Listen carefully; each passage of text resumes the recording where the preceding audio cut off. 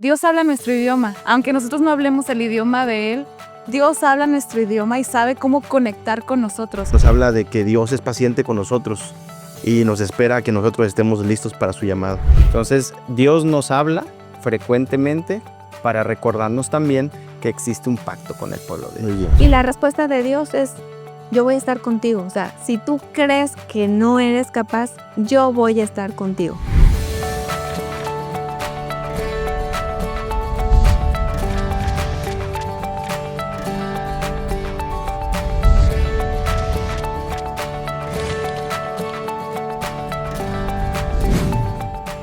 Hola, sean bienvenidos a la Escuela Sabática Universitaria. Es un gusto para nosotros estar aquí con ustedes.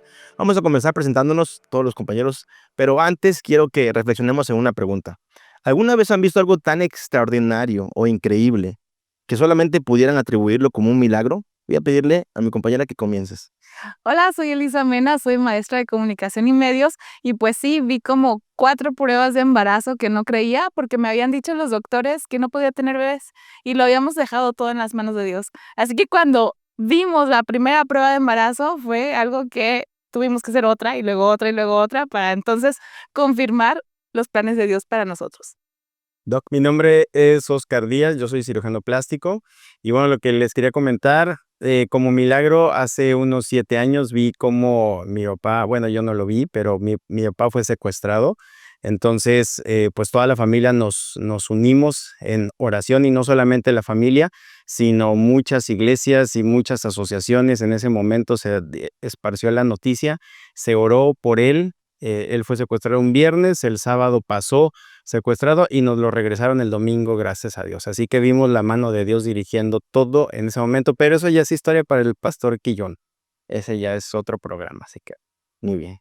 Hola, ¿qué tal? Yo soy Yaret García y trabajo en la coordinación de las carreras de Contaduría Pública y de Administración y Negocios Internacionales en la Facultad de Ciencias Empresariales y Jurídicas. Y el relato que quiero compartir rápidamente es acerca de mi hija, que si ustedes vieron el capítulo anterior, la fotografía que mostré, éramos mi hija y yo.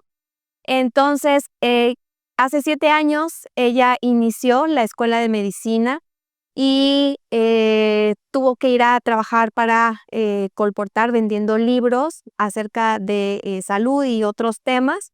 Durante todo el verano no había vendido más que $500, era todo lo que ella tenía para la colegiatura.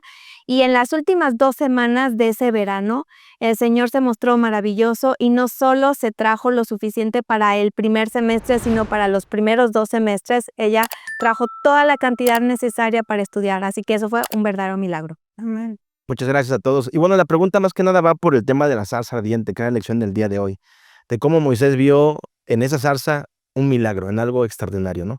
Para comenzar, le voy a pedir a Elisa, por favor, si nos ayudas con una oración. Claro que sí, oremos. Querido Padre, gracias por tu amor y tus bendiciones. Ayúdanos a entender a más profundidad la palabra que tienes para nosotros en este día y que podamos reflejar tu amor. En el nombre de Jesús, amén. Amén. Muy bien.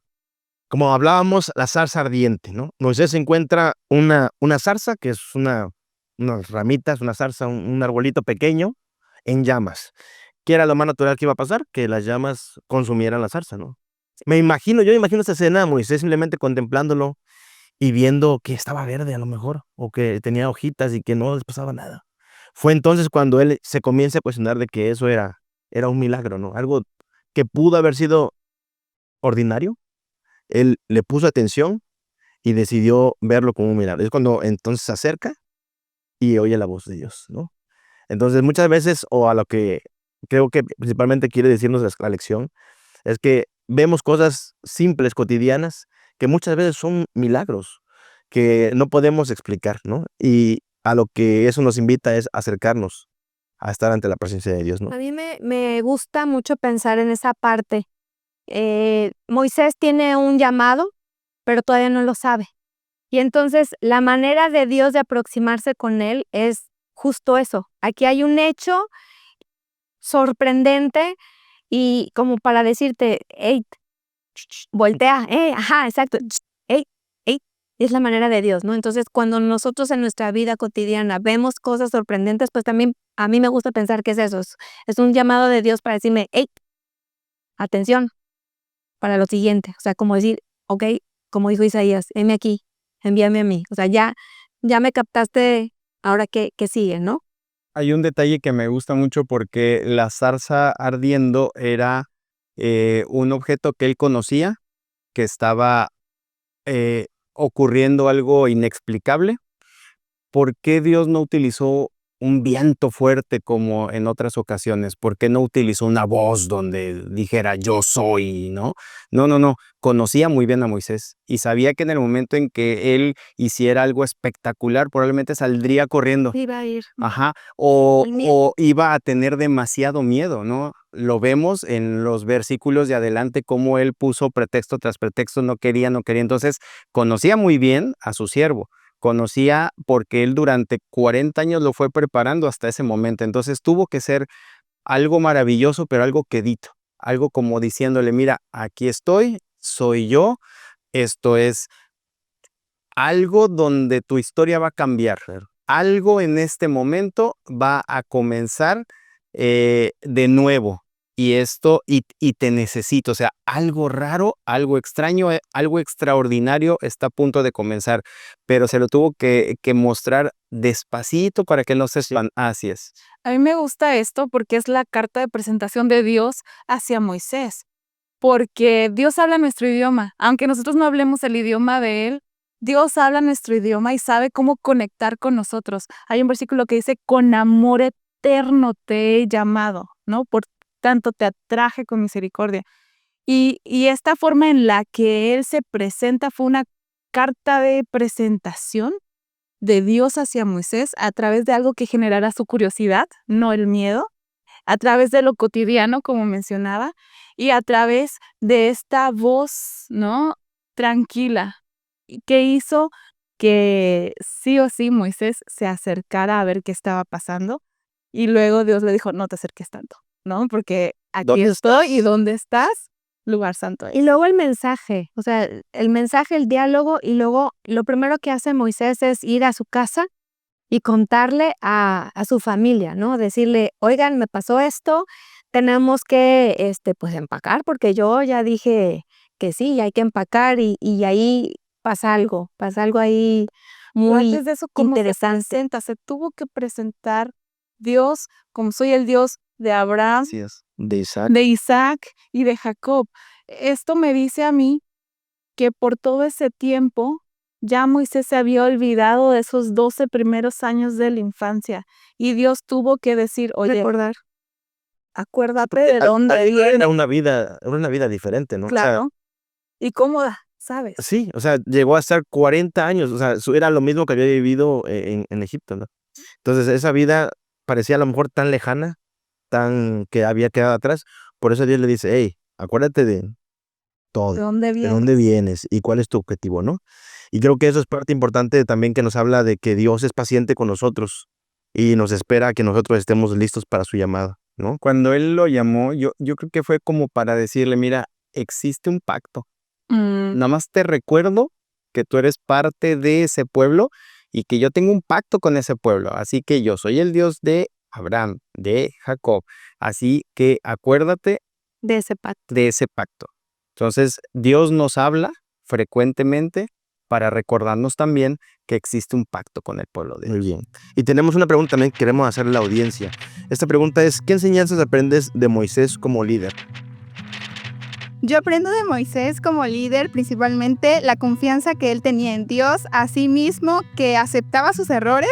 Y otra cosa que me llama mucho la atención es que también delegaba responsabilidades.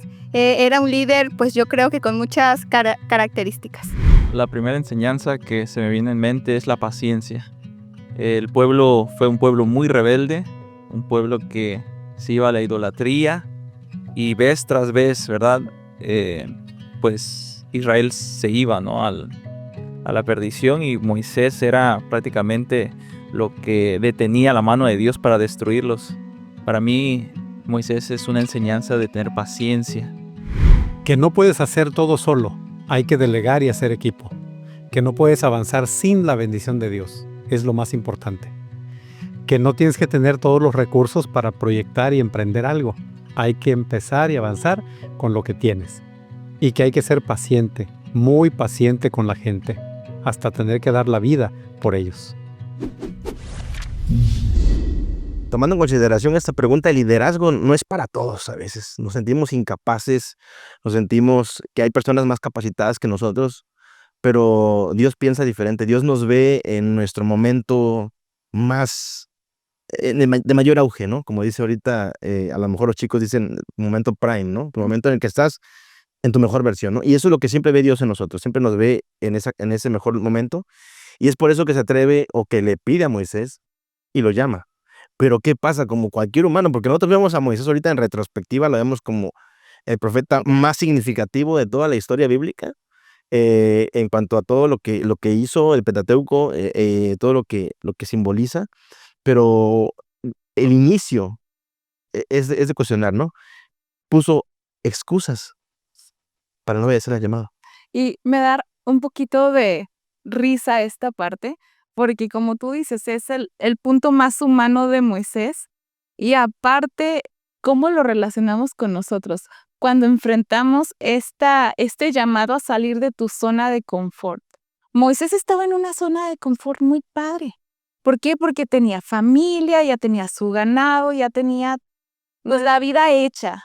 Sin embargo, ese no era su propósito y como mencionó Fernando, Dios te ve por quién puedes llegar a ser, no por quién eres en este. Y me gusta que las excusas empiezan con él. O sea, no empieza primero con la tarea o empieza con y tú quién eres, sino empieza con él. ¿Quién soy? Dice, ¿y yo qué? O sea, ¿cómo puede ser que yo pueda llegar a hacer lo que tú me estás pidiendo, no? O sea, ¿quién soy yo?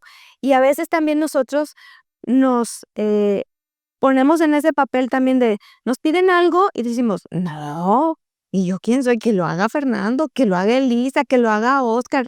O sea, yo no. O nos entra el síndrome del impostor, ¿no? De que no te crees capaz de lograr hacer lo que tienes que hacer. Porque en este caso, ese era el llamado para Moisés. Yo creo que cuando pasó que él estaba en Egipto, él sentía la responsabilidad.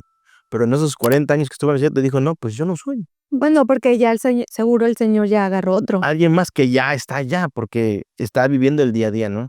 Pero no conocía los planes de Dios. Y la respuesta de Dios es, yo voy a estar contigo. O sea, si tú crees que no eres capaz, yo voy a estar contigo.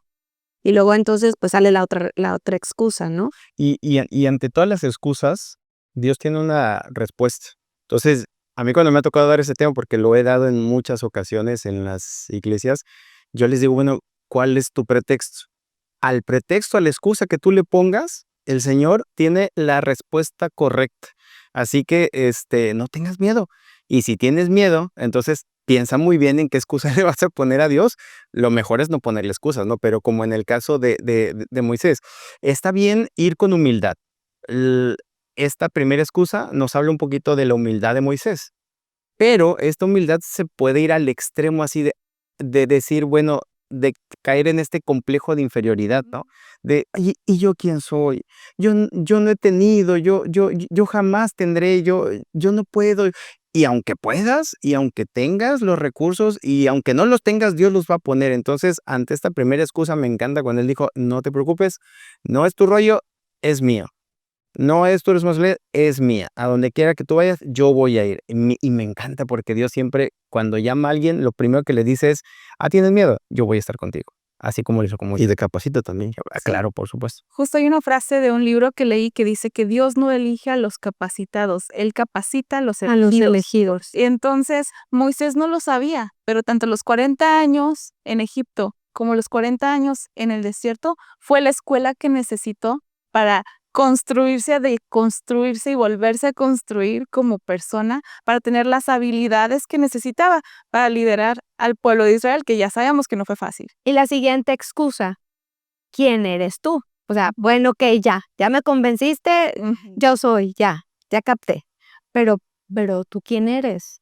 Y la respuesta que da Dios, o sea, a ver. No necesita explicar. Yo soy el que soy, y punto. Dice, como mamá, ¿no? ¿Y por qué? Porque soy tu mamá y ya. Soy yo. Listo.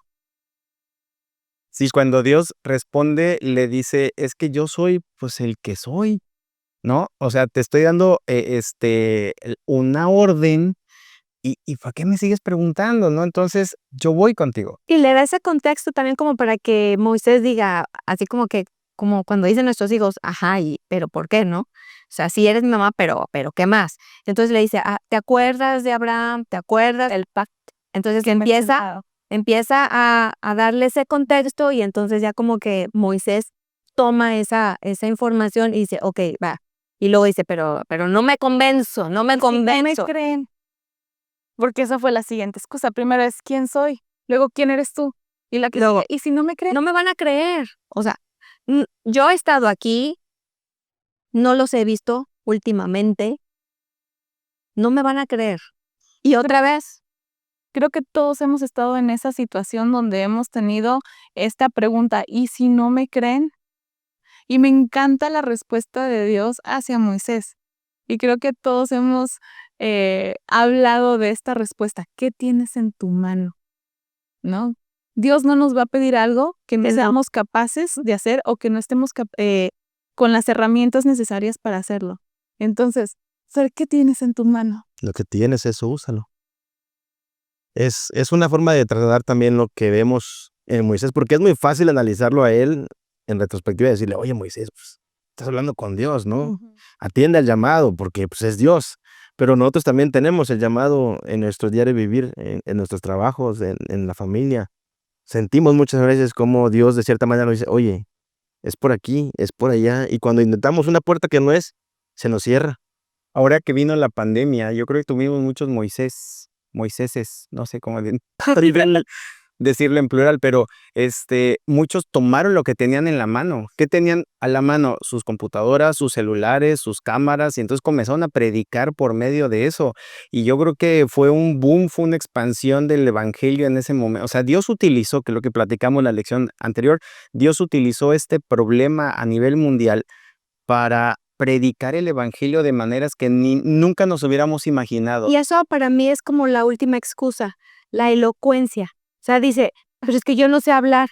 ¿Y qué hizo la gente? Es que yo no sé. Y la gente empezó a hacer estos programas alternativos y Dios fue dirigiendo. Y aquí es lo mismo. Dice, Dios, la paciencia de Dios, ¿eh? Yo a mí ya le hubiera dado a mis hijos. Con la misma vara. Sí, pero Dios le dice, ok, te la compro. Te compro esa que no sabes hablar, te la compro. Ve por tu hermano Aarón y que te ayude. O sea, Dios mostrándole diferentes formas en las que él va a estar Solucionar las seguro y ahí es donde ya. Y es que justamente si analizamos nosotros y vemos quién es el protagonista en la historia, creemos que es Moisés, pero realmente para nosotros es Dios, ¿no? Cómo tiene la paciencia y tiene las herramientas para guiarnos hacia donde sabe que tenemos que ir, hacia donde tenemos que estar. Y justamente tenemos una pregunta al experto que me gustaría preguntarle, ¿qué implica que entendamos que el verdadero protagonista del Éxodo es Dios y no Moisés? Es cierto que Moisés juega un rol importantísimo, es el libertador, es el legislador, como también se le llama, en todo este relato del Éxodo y de la travesía por el desierto.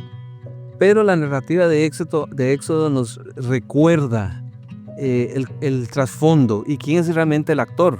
El capítulo 1 habla del sufrimiento de ellos en Egipto, cómo cambiaron las situaciones después de la muerte de José, y el capítulo 2 habla de Moisés, de su nacimiento, pero en ese momento Moisés todavía no es el llamado, no es el líder.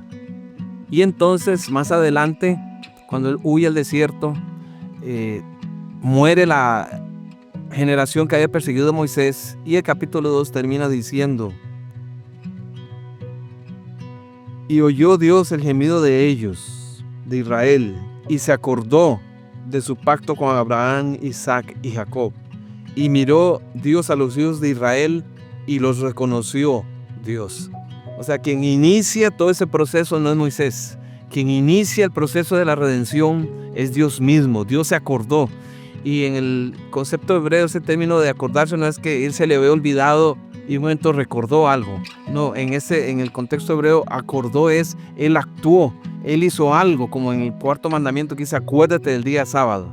Entonces Dios aquí empieza a actuar y en el capítulo 3 es cuando entonces Dios llama a Moisés. De ahí en adelante Moisés actúa como mensajero de Dios y todos los milagros que hace son a través del poder de Dios. Muy bien, continuando con el repaso de la lección, en el tema de la circuncisión, y aprovechando que tenemos aquí al doctor Oscar, es tan amable, ¿nos puede hablar un poquito técnicamente de qué implicaciones tiene la circuncisión? Bueno, algo que comentamos hace un ratito, la higiene en aquel entonces pues no era muy buena, digo, no tenían ni siquiera un lugar donde pudieran bañarse y donde asearse, ¿no? Actualmente a los niños se les enseña que hay que retraer el prepucio, hay que tener buen aseo y eso evita muchas complicaciones. En aquel entonces no, de hecho muchas infecciones venían precisamente porque permanecía este exceso de piel. ¿Qué es lo que se realiza en la circuncisión? Es retirar un exceso de piel que está por delante del glande, a lo que se le conoce como prepucio.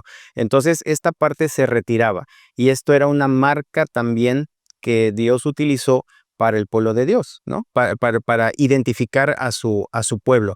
Entonces, eso es lo que actualmente se conoce como la circuncisión. En beneficio de la higiene, Así es. tenía un beneficio aparte de simplemente como sello, como forma del pacto, tenía ese beneficio agregado, ¿no? Es correcto. Sí, recordemos que esa parte importante de la indicación era un recordatorio del pacto que había hecho Dios con Abraham, ese acceso a la salvación en su momento. Eran dos figuras, la primera el Cordero y la otra, todos aquellos que aceptaban eso y eran varones, tenían que ser circuncidados.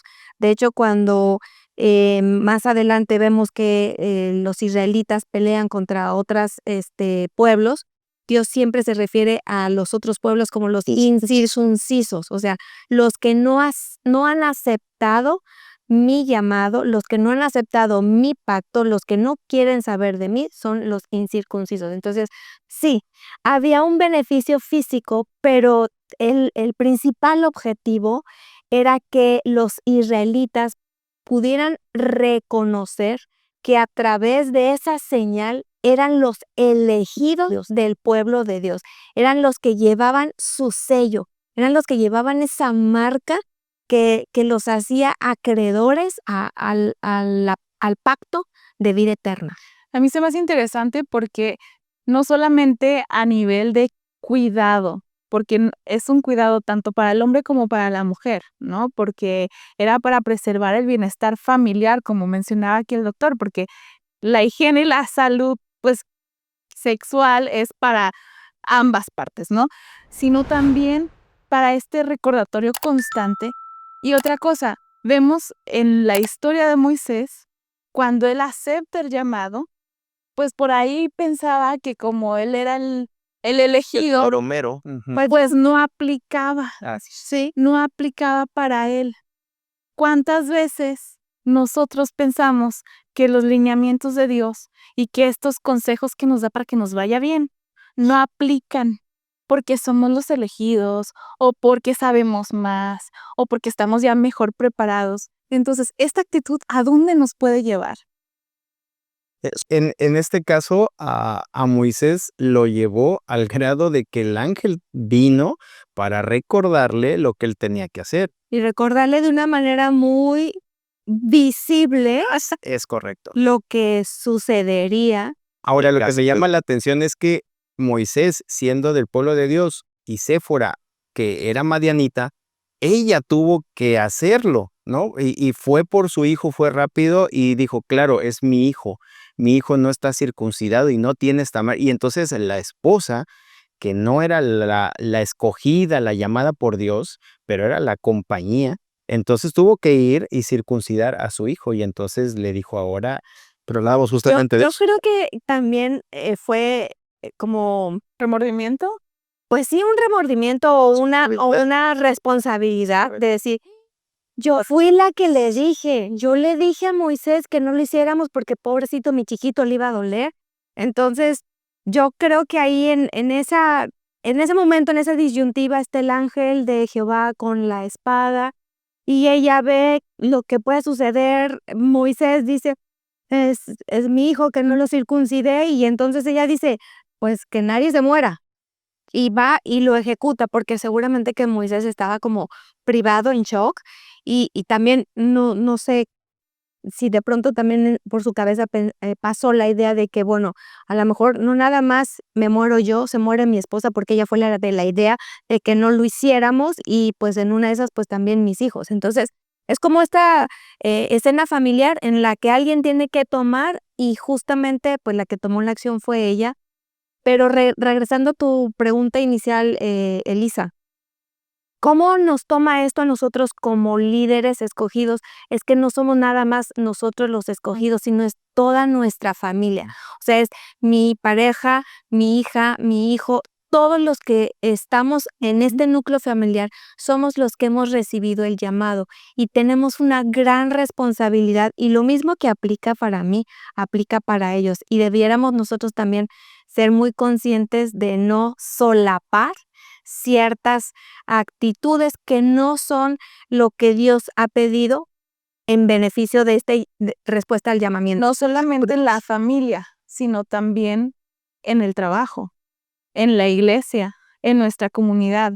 Hay decisiones que como hijos de Dios, si no tomamos acción, hay consecuencias, porque finalmente dice, en cuanto lo hiciste a uno de estos más pequeños, a mí me lo hiciste. No somos responsables de los más pequeños, somos responsables de este entorno, y no porque seamos especiales, como en el caso de Moisés, las leyes no aplicaban. O sea, todos los lineamientos de Dios aplican a nuestra vida, y somos responsables de quienes están bajo nuestro cuidado. No nos vaya a pasar como al sacerdote Elí, ¿no? Claro. Que fue negligente, como dice la escritora Elena de White, fue negligente con las órdenes y con los mandatos que Dios había dicho. Lo mismo habla de Moisés, y también le llama ella negligente a Moisés.